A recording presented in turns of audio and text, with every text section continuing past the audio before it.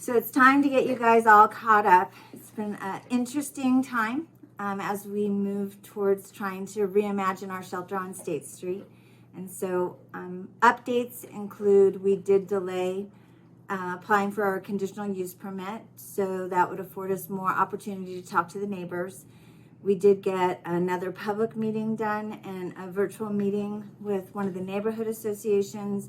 And then we had kind of some private meetings. I even went on a bike ride with a couple of the neighbors to learn more about kind of how the neighborhood works, and it was really helpful. And so we went back to the architects, Ørsted Architects, and kind of discussed some things that we'd learned. Like, people care about our homeless population for sure.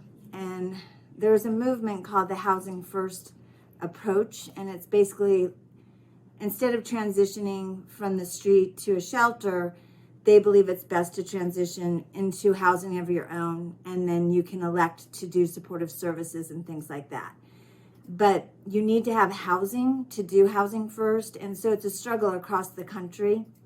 And so we're being asked as emergency shelters to try and redefine ourselves. And we are already defined as a low barrier shelter, so that's one thing we don't need to change.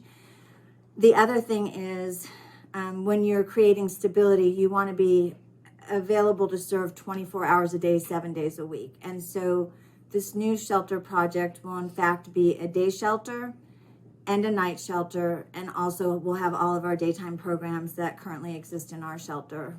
But there's no invitation to leave this shelter. When you wake up in the morning, you can have breakfast, you'll do some chores, you may be going to work, you may be in one of our programs, you may just want to go work on the computer.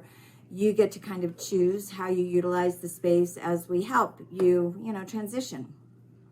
We also decided that we are in shelter first, but there are so many of our guests who have done such good work, and they're employed, they're sustainable, and there is no access for them to move out of this shelter. And so every night they go to bed in an emergency bunk bed. And so we're now building private rooms in this new project that will have doors and locks. And these will be for those people who are currently on the housing waiting list. And it's just a matter of time before we actually can move them. But until then, we're going to give them their own space and acknowledge what good work they've done and try and maintain their motivation to keep doing good. So the new drawings are kind of being done now. We will now submit the application on April 12th, and then it will go to the city of Boise, and at some point there'll be a hearing. So we'll keep you posted on that. We're excited about the new plans, though. I'm going to kind of include some slides in this email so that you can see what the rooms are imagined to be. And I'll try and keep you updated as things continue. Hope you're having a good spring and that you're vaccinated or getting vaccinated. And we sure hope to see you soon. Thanks.